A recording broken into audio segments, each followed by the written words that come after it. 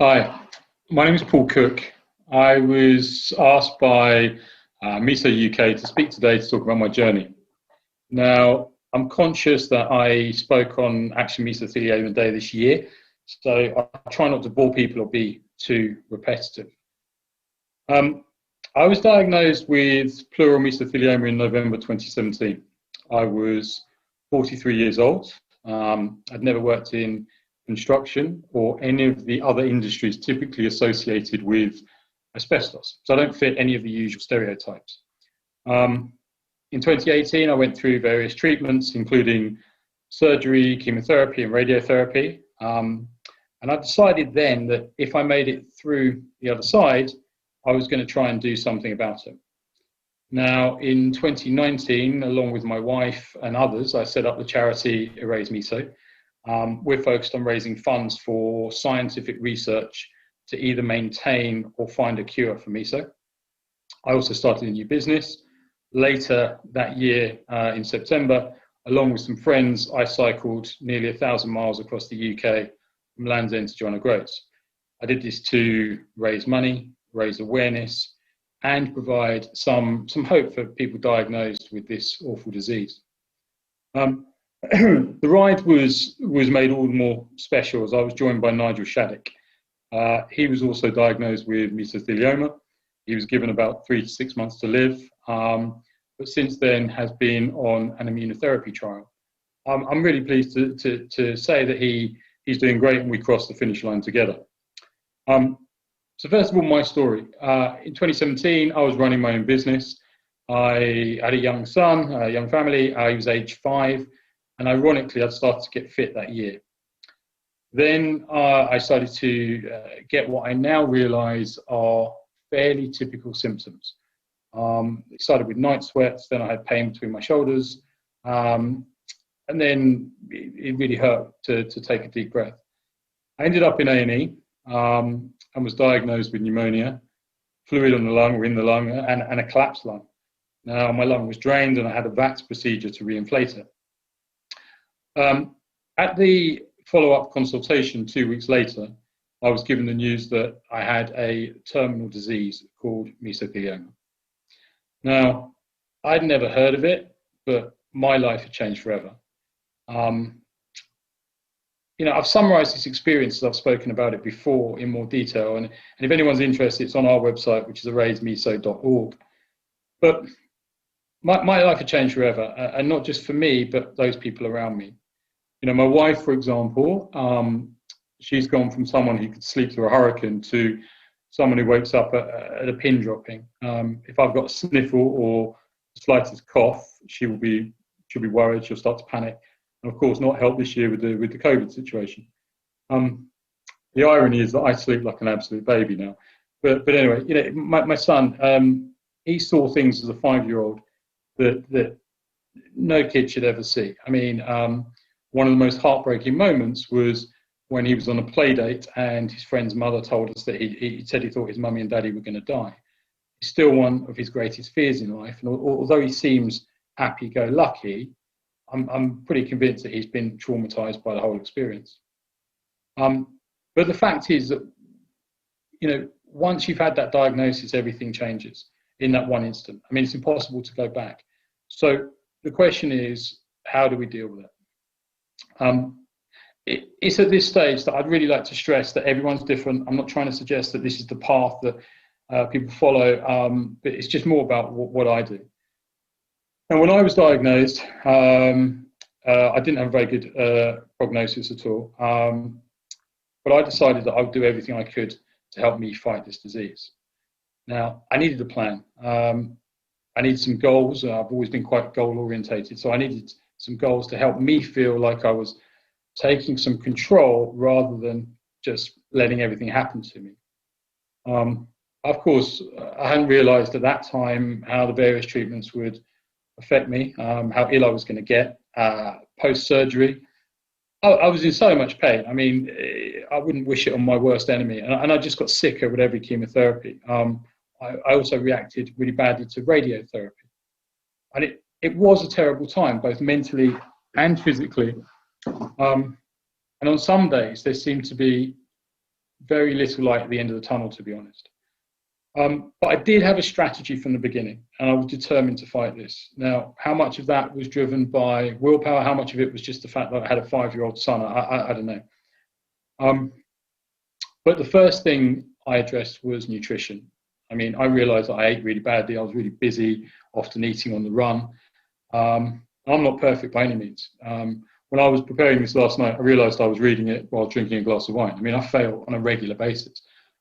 But I'm much better than I used to be. You know, I don't eat a lot of red meat. I cut out the sugar. I've cut out processed foods. I eat wholemeal foods. I try and eat organic. I get my 5 a day, and I take supplements. I read that green tea is good for you, so I drink loads of it, even though I can't stand the stuff. And my family's been really supportive in that. That being said, I mean, my wife, and if she's out with her friends and I'm not there, will definitely be ordering a steak, getting a burger in. I'll open random cupboards around the house, and a secret chocolate stash will fall out. But we are much more healthy in that regard. And I've also tried to reduce stress. I have a very different perspective on things. I try not to let the little things worry me. I also ensure that I do things that are going to help me relax. You know, whether it be mindfulness, for example. I use something called Headspace. I never thought I'd be that person. I really didn't, but it helps me. And I exercise. I also think that it's incredibly important to have a support network. Now, clearly friends and family are primary and they're key. But I've also found the support of people within the Meso community incredibly important. I mentioned Nigel Shattuck earlier. You know, we've become good friends. And I'll have very different discussions with him rather than my own family, partly because I don't want to worry, you know, I don't want to worry the family, but also because he gets it without me having to explain it.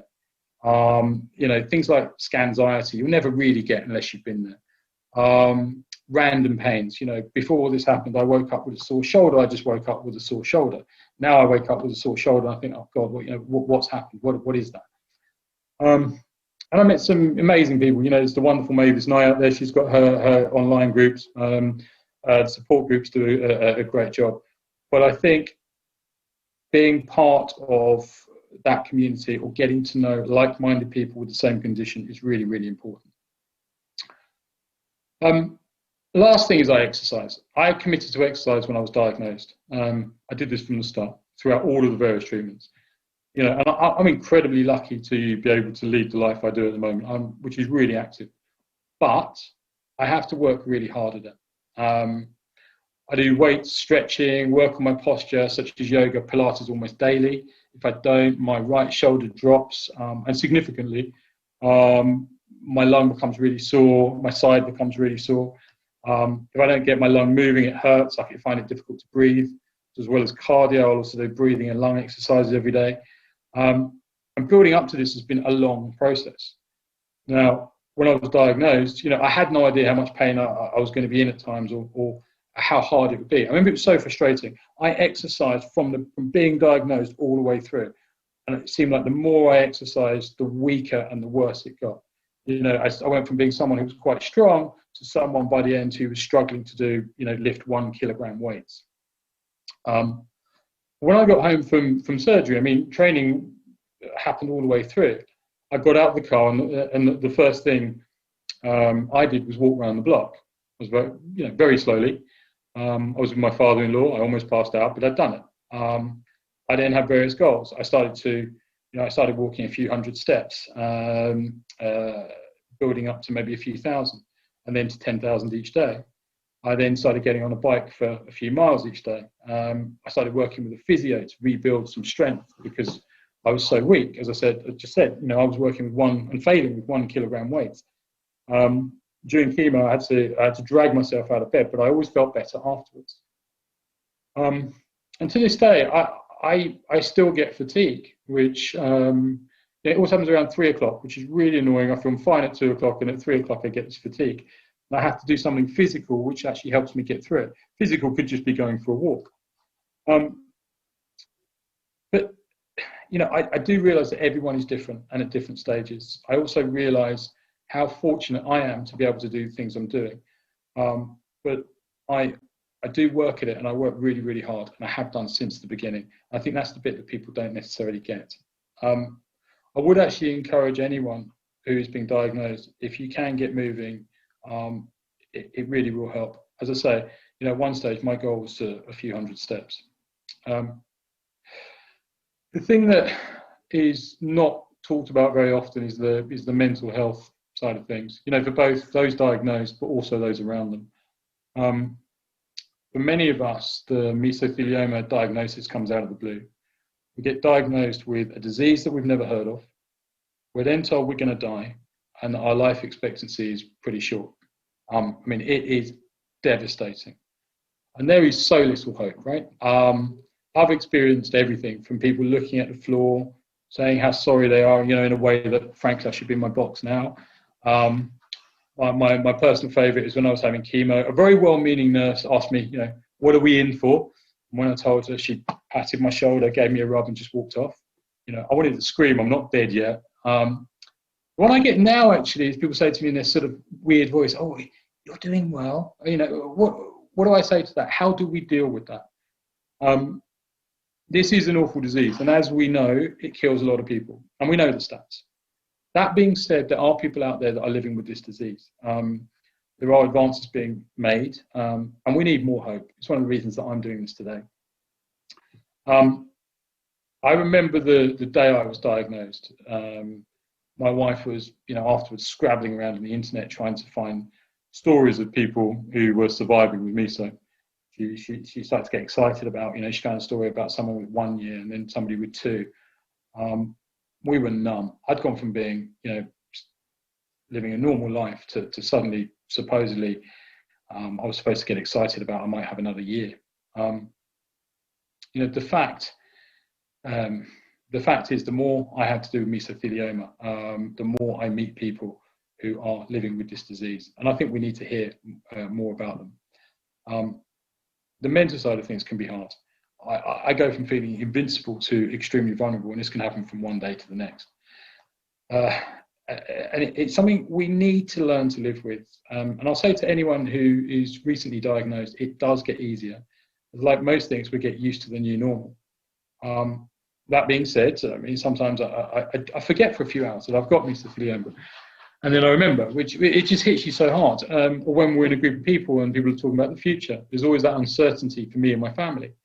My son, who's now 8, will ask me whether we can do this or that when he's 12. And it's heartbreaking to even think about that. What if I'm not here? And look, at the beginning, I started to think, well, what's the point in trying to achieve anything or do anything? What's the point of buying something that my wife would be stuck with? But that is not the way forward. Just in case my wife does watch this, by the way, I quite like a new pair of skis and a VW camper van, but that's beside the point. But the things that have helped me are the following.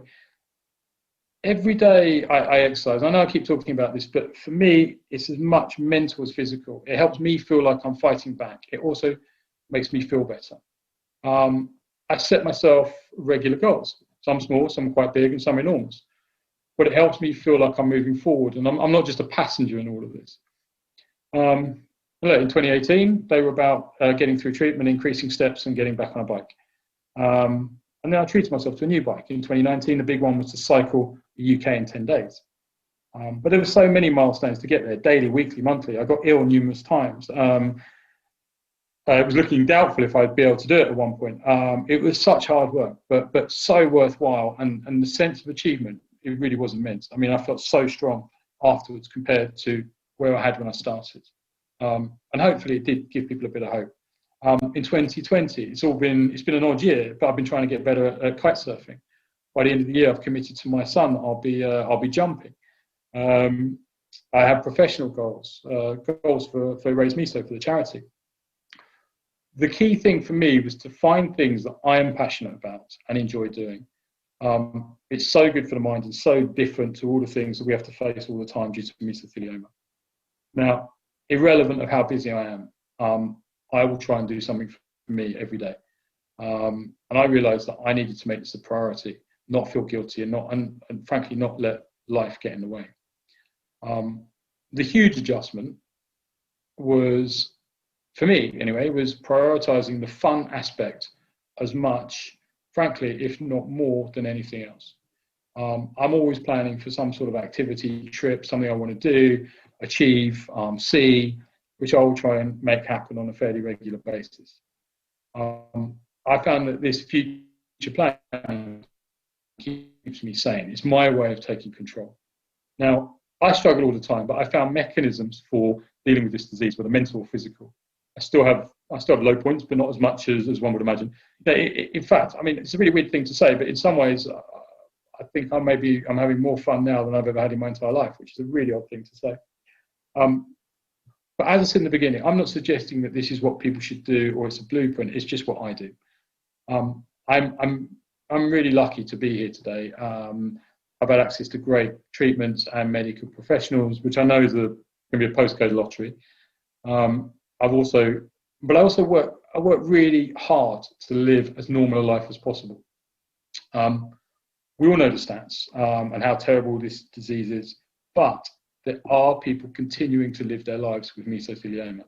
We need to be promoting those stories, as I really do believe that hope is vital. Now, before I go, talking of goals, I'd love to ask you all to help me with something. One of my objectives is to raise awareness of mesothelioma. The issue we face is that outside of this community, very few people have heard of mesothelioma. And I would like every adult in the UK to understand the dangers of asbestos and also know about this disease. I'm part of a working group which has the aim to bring as many people together as possible on Action Mesothelioma Day, including patients, carers, doctors, nurses, lawyers, teachers, the asbestos removal industry, construction, anyone who will listen, frankly. And the idea that we all come together in a coordinated way on Action Mesothelioma Day. Now, I'm really excited. A number of the charities are on board. You know, Meso UK is on board. Maybe Snyder Foundation is on board. The Scale Foundation's on board. From the support groups, we've got Lynn from HASAG, who's been amazing. We've got Joanne Gordon representing as chair of the support groups. And we all want to come together to get the message out there, to create awareness, which we hope will eventually, will be able to affect some real change. The fact is, people really don't know about mesothelioma, or the fact there is still so much asbestos around. Now, we were planning a big event for 2021, but due to COVID, that has been postponed. But this is not about one day in isolation. It needs to be a message and campaign that keeps going until we have succeeded in our goal, that every adult in this country knows what mesothelioma is and understands the dangers of asbestos. There will be more information. But as a first step, it would be great to get people to go onto our website and subscribe, so we can provide more information as it becomes available. Now, that website is www.actionmesoday.org. Thank you very much for your time today. I'd also like to thank Meso UK and Liz Darlinson for all the amazing work they do. If you'd like to get in touch, I'm on paul@raisemeso.org. Many thanks.